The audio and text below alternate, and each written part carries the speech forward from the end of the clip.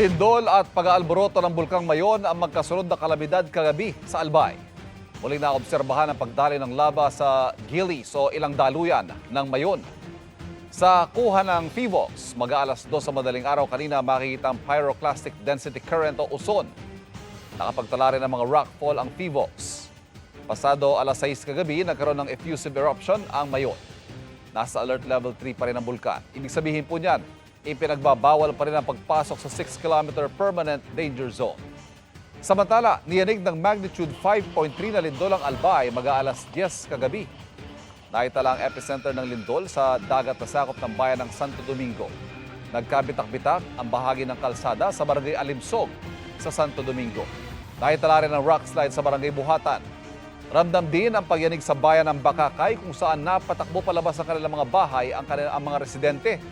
Nagsilaglaga naman ang ilang gamit sa loob ng bahay sa bayan ng Malilipot. Gumalaw din ang tubig sa mga aquarium. Patuloy ang assessment ng Albay Provincial Safety and Emergency Management Office sa mga apektadong lugar. Ayon sa PHIVOLCS, ang pinagbulan ng lindol o tectonic ang pinagbulan ng lindol at walang kaugnayan sa pagbuga ng uson ng Mayon.